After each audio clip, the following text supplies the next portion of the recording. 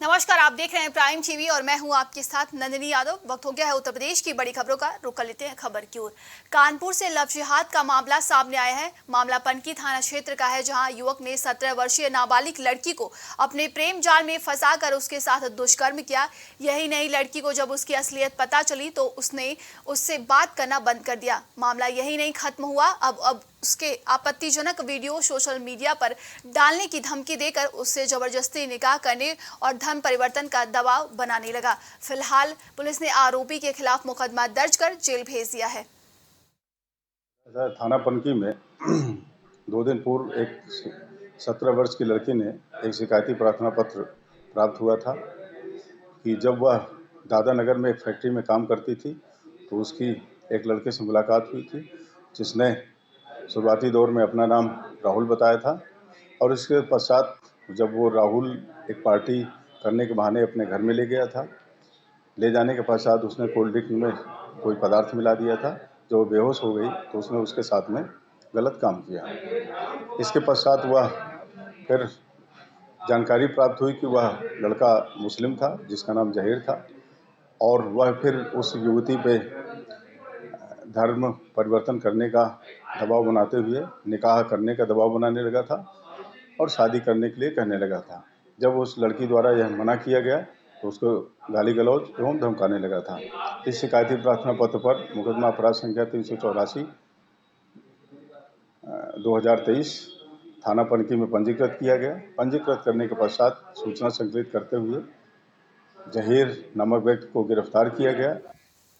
बुलंदशहर में आकाश हत्याकांड का सनसनीखेज खुलासा सामने आया है, जिसमें हत्या में शामिल 3 आरोपी गिरफ्तार हो गए हैं। आरोपी को युवक ने गांव में मार दिया था। पुलिस के मुताबिक आरोपी डंडा लगने के बाद खुद को अपमानित महसूस कर रहा था।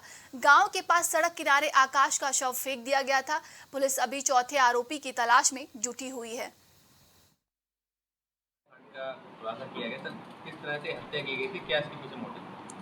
दिनांक 31/7/2023 को औरंगाबाद में गंडोरिया गांव के सिवान में सूचना आई थी कि शाम के टाइम लगभग 10 बजे के आसपास सूचना थाने पे आई थी।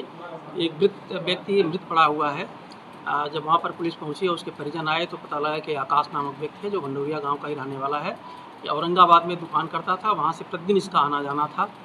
इसमें पुलिस ने काफ़ी छानबीन की और कई तरह से लाइनें मिली, उस पर भी काम किया गया, लेकिन वो लाइनें सफल नहीं हो पाए हम लोग उसमें। और अंत में जब पुलिस ने सारे प्रयासों के बाद देखा तो एक इनका विवाद हुआ था जो 2-3 साल पहले का था। उस पर पुलिस ने काम किया और टेक्निकल रूप से भी काम किया और मैनुअल रूप से भी काम किया। उसमें कुछ हम लोगों को सुराग मिला। उस सुराग के आधार पर जब इन लोगों को उठाया गया तो पता लगा कि जिससे इनका विवाद 2-3 साल पहले हुआ तो मंजीत नामक व्यक्ति है, जो इसके गाँव भंडूरिया का ही रहने वाला है। इसने अपने साले पवन से के साथ मिल करके और उसका दोस्त साहिल और प्लस उसका एक दोस्त सरवर, इनके साथ मिल करके इन्होंने प्लानिंग किया और प्लानिंग करने के बाद रास्ते में उसकी हत्या कर दी थी। और इनको जब ला कर पूछताछ किया गया तो इन्होंने अपने जुर्म को स्वीकार किया है और इनको न्यायिक हिरासत में भेजा जा रहा है पूछताछ करने के उपरांत, और इनके विषय में अन्य जानकारियाँ जुटाई जा रही। रायबरेली में प्राइवेट नर्सिंग होम की बड़ी लापरवाही सामने आई है। मामला जेल रोड पर स्थित सैनिक अस्पताल का है, जहां गलत ऑपरेशन करने के बाद डॉक्टर ने मरीज को गंभीर हालत में लखनऊ रेफर कर दिया।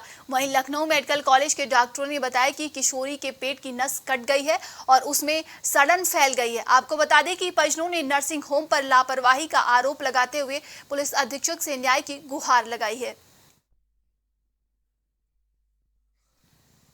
प्रयागराज से हादसे की घटना सामने आई। घटना पंचायत नेशनल हाईवे बासुपुर प्रेम ढाबा के पास की है, जहां सिपाही को अज्ञात वाहन ने टक्कर मार दी।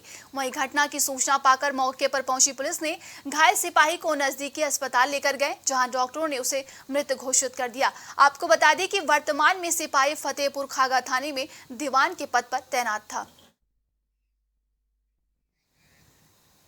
हरदोई में स्थानीय कस्बा निवासी अपने जीजा के घर आई किशोरी की हाईटेंशन विद्युत लाइन के चपेट में आने से दर्दनाक मौत हो गई।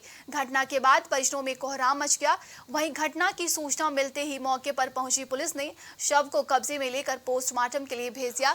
साड़ी थाना क्षेत्र के कोलेपुर गांव की घटना आपको बता दें। इस घटना के बाद तहसीलदार ने विद्युत विभाग के अधिकारियों से बात करके हाईटेंशन लाइन को मौके पर से हटवा दिया है। ये कस्बा हरपालपुर में फूलमती पुत्री रामचंद्र है। इनकी आयु करीब 15 वर्ष है।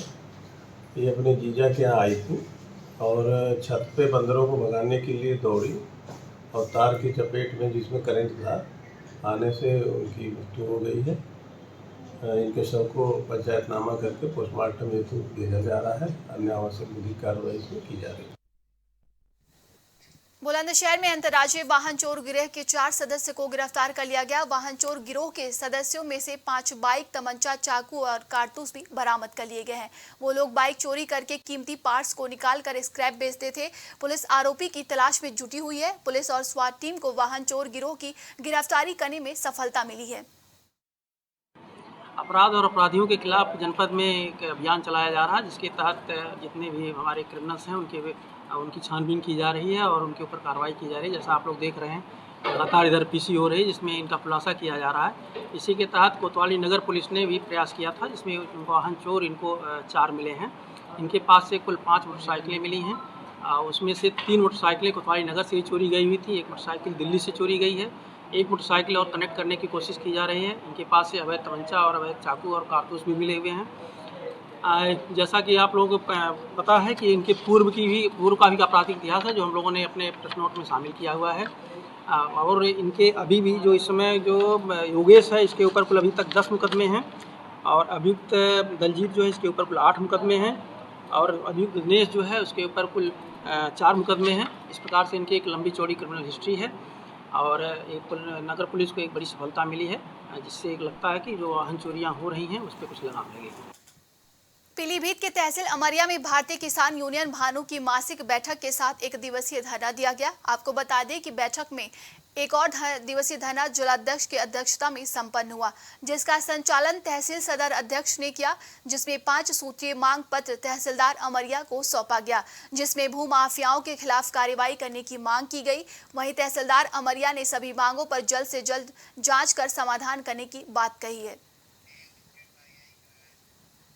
कानपुर के 22 और शुक्लागंज उन्नाव के 50 से अधिक गांव बुरी तरीके से बाढ़ की चपेट में आ गए हैं, जिसमें लोगों को मजबूरन गांव छोड़ना पड़ रहा है। इतना ही नहीं, बाढ़ ने पीने का पानी, बिजली और फसल को भी नष्ट कर दिया है। आपको बता दें कि बाढ़ से परेशान लोगों के लिए प्रशासन की तरफ से कोई व्यवस्था नहीं की गई है। लगातार बेमौसम बारिश को लेकर के पहाड़ी इलाकों में जो बारिश हो रही है, उसके बाद अगर बात करें तो कानपुर के जो आसपास के जो क्षेत्र हैं वो लगातार जो आवासीय क्षेत्र उसमें पूरा गंगा का जो पानी जो है लगातार जा रहा है। और उसके बाद अगर देखा जाए तो पूरी तरह दिखाया कैमरा से महसूस है तो जो गंगा बहरा से जो 30 के 30 फाटक जो हैं वो लगातार जो 300 खुले हुए हैं और गंगा जो है अपने खतरे के निशान से जो है 4 सेंटीमीटर ऊपर चल रही है। क्योंकि अगर बात करी जाए तो कानपुर के जो नगर के जो ग्रामीण क्षेत्र हैं उसमें जो है लोग जो आवासीय में पानी जिस तरह गंगा का भरा हुआ है, लोग नाव से जो है जो सड़कें हैं वो पूरी तरीके से नाव की तरफ तब्दील हो चुकी हैं। लोग जो है अपने घर आने जाने के लिए नाव का इस्तेमाल कर रहे हैं और लोगों का जीवन जो है बिल्कुल अस्त व्यस्त जो है बिल्कुल पूरी तरह से बेकार है। ना ही उनको पीने का पानी मिल पा रहा है और ना ही बिजली मिल पा रही है, क्योंकि जल भराव के कारण जो है पूरे जो बिजली जो सिटी है वो पूरी काट दी गई है। उसके बाद अगर बात करें तो पूरी तरह से जो है जो कानपुर जिला प्रशासन है उनकी लापरवाही जो है वो बराबर देखने को मिल रही है। क्योंकि अगर बात करें तो लोगों को साफ कहना था पूरी तरीके से कि जो बाढ़ आपदा के लोग हैं उनको साफ कहना है कि जो जिला प्रशासन जो है, चाहे नगर निगम हो, चाहे स्वास्थ्य विभाग हो और चाहे बाढ़ राहत कोष जो योजना बनाई गई उसके तहत जो भी कर्मी जो लाभ है वो अभी तक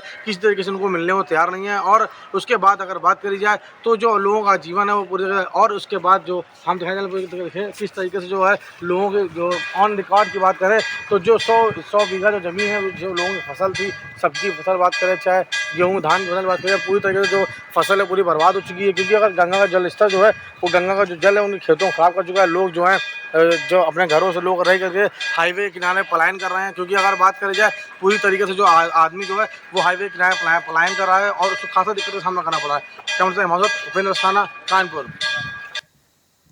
खबर संभल से है, जहां नगर पंचायत गुन्नौर में दशकों से हाईवे पर गंदगी पसरी है। गंदगी से लोगों की आवाजाही में मुश्किलें बढ़ी हैं। एक माह पूर्व डीएम मनीष बंसल ने गंदगी हटाने को ईओ को निर्देश दिया था, लेकिन काम न होने पर डीएम ने ईओ से स्पष्टीकरण मांगा है। साथ ही गंदगी हटाने को ईओ को एक बार फिर से निर्देश दिया है। गुन्नौर के और बबराला के बीच में जो रोड है उसमें कई जगह पे रोड के किनारे नगर पालिका के कर्मियों के द्वारा कूड़ा डाला गया है। इसको मेरे द्वारा इसका गंभीरता से संज्ञान लिया गया है। ये बिल्कुल गलत है और इसमें ईओ को मैं चेतावनी भी जारी कर रहा हूं और उनको निर्देशित सख्ती से किया जा रहा है कि इसको कूड़े को सड़क किनारे ना डलवा के किसी अन्य स्थान को चिन्हित करवा के वहाँ पर डंप करें। अगर इसके कूड़े का निस्तारण नहीं होता है तो कार्रवाई होगी? हाँ बिल्कुल, इसमें ईओ को हम स्पष्टीकरण जारी कर रहे हैं और अगर उसमें उसका अनुपालन नहीं होगा तो उसमें उनके खिलाफ कार्रवाई होगी। भाई बहन के अटूट प्रेम के त्योहार रक्षाबंधन के मौके पर भाइयों की कलाई सूनी ना रहे, इसलिए राखियों की खरीदारी में बहनें जुट गई हैं। बाजार में कई तरह की रंग बिरंगी आर्टिफिशियल और चांदी से बनी राखियां बिक्री के लिए दुकानों में सज गई हैं। इसी क्रम में प्रयागराज स्थित चौक बाजार में राखी की खरीदारी को लेकर रौनक बढ़ गई और हर बार की तरह इस बार भी मार्केट में कुछ नई डिजाइन की राखियां बनाई गई हैं और सबसे खास बात यह है कि इन राखियों में मोदी योगी राखी का गजब का क्रेज देखने को मिल रहा है। वहीं राखी की बिक्री करने वाले दुकानदार कादिर भाई ने बताया कि रक्षाबंधन के त्योहार को लेकर बाजारों की रौनक बढ़ गई है। बाजारों में दुकानों पर तरह तरह की राखियां सजी नजर आ रही हैं। बहन अपने भाई के लिए खरीदारी कर रही हैं। देखिए, ये तो इसमें कहने में कोई संकोच नहीं होना चाहिए कि अभी आजकल जिस तरह से चीज़ें बदल रही हैं, जिस तरह से माहौल बदल रहा है, ऐसा लगता है कि राम राज आ ही गया है, आने ही वाला है। और योगी के शासन में जिस तरह से माफिया राज का सफाया हुआ है, यूपी में जिस तरह से क्राइम कंट्रोल हुआ है, तो मोदी जी और योगी जी की राखी लेने का मेरा एम यही है कि मेरे भाई सब उन लोगों से इंस्पायर हों कि जिस तरह से उन्होंने बहुत कड़े डिसीजन लिए हैं अपने देश को विश्व गुरु बनाने के लिए, जिस तरह से उन्होंने एफर्ट लिया है, उस तरह से मेरे सब भाई भी बहुत इंस्पायर हों और बिना डरे, बिना ही किसी संकोच के वो सारी चीज़ें अपनी करें, अपने जीवन में उसी तरह से बोल्ड स्टेप लें जिससे अपने घर का, समाज का, अपनी बहनों का भला हो और जिससे समाज की सुरक्षा हो। सबसे बड़ी बात यही है। में परंपरागत रेशम की डोरियाँ, छकलिया और लुम्बा भाभियों के लिए पहली पसंद है, बच्चों के लिए टेडी बियर है। लेकिन कुछ रुझान राजनीतिक भी मार्केट में आ गए हैं। एग्जाम्पल के तौर पर मोदी जी, योगी जी, बिल्डोजर, तमाम तरह की राखियाँ आई हुई हैं और इनकी भी डिमांड मार्केट में अच्छी आई हुई है। तो मैन्युफैक्चर ने बनाया भी है, इनके नामों की है, नीतीश कुमार के नाम की, लेकिन ज़्यादा से ज़्यादा डिमांड लोगों में पहली पसंद मोदी और योगी की बनी हुई है। बहुत अच्छी पसंद है, बहुत अच्छी राखी है। और वैसे भी परंपरागत राखियाँ हमारे वहाँ सोने की है, गोल्ड की राखियाँ हैं, गोल्ड पॉलिश की राखियाँ हैं, ओम की बनी है, पंजाबी राखियाँ हैं, ओमकारा बना हुआ है। तो तमाम तरह की राखियाँ आई हुई हैं, लेकिन उसमें एक नई तरह की राजनीतिक राखियाँ जो बिक रही हैं, एक रोज़गार हम लोगों को मिला है मोदी और योगी के नाम की भी राखी। सरकार जनता की हर समस्या को सुनने के लिए हर संभव प्रयास कर रही है, जहां पर सरकार द्वारा जिले के हर एक थाने पर थाना दिवस लगाकर जनता की समस्याओं को सुना जा रहा है, जिसको लेकर औरैया जिले के विधुना कोतवाली में भी थाना दिवस का आयोजन किया गया, जिसमें पुलिस अधिकारियों के साथ राजस्व विभाग ने जनता की शिकायतों को सुना और निस्तारण करने का आश्वासन दिया। विधुना कोतवाली में आए, आज थाना दिवस है। थाना दिवस में कितनी शिकायतें आई, किस तरीके से निस्तारण किए गए? थाना विधुना में थाना दिवस का आयोजन हो रहा है, जिसमें अभी तक एप्लीकेशन आए हुए हैं। राजस्व विभाग और पुलिस के द्वारा समस्याओं को सुना जा रहा है, जनता के माध्यम से निस्तारण करने के लिए दिशा निर्देश दिए गए हैं। एक महिला के द्वारा भी कंप्लेंट की है उसके पति के खिलाफ, क्या है पूरा, किस तरीके से? अपने पति के खिलाफ एक एप्लीकेशन दिया, जिसका उसके द्वारा बताया गया कि हमारे साथ सही से व्यवहार नहीं किया, और जिसके साथ महिला खाना बनाने के